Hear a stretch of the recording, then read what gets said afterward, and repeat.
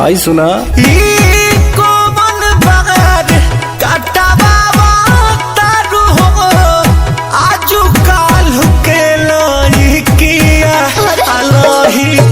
के मोहन छाछा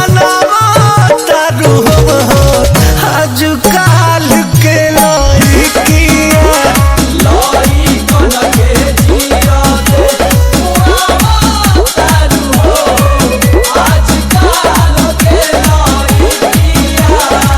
तू मर जा।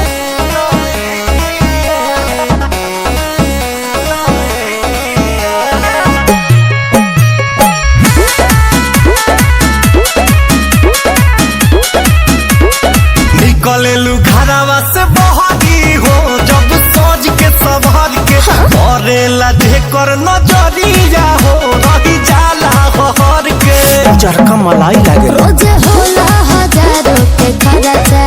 तबे बाटे नु ब्यूटी के चर्चा हर का मांगल प्यार के भिखिया हमको मालिक बना दो हट तो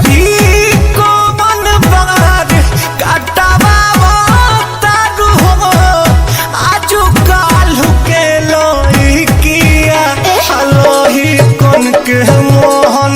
छाछा तारू आजुकाल के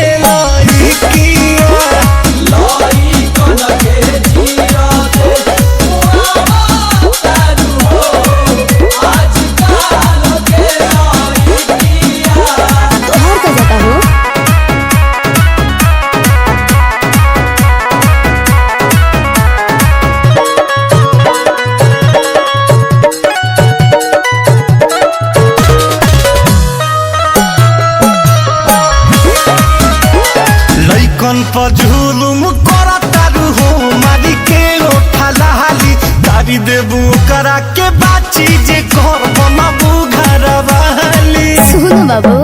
और देखे के फैशन विदेशी तोरा सजनी पप्पू परदेसी रिते तहर हाथ कर बनाने किया और तू पाप कला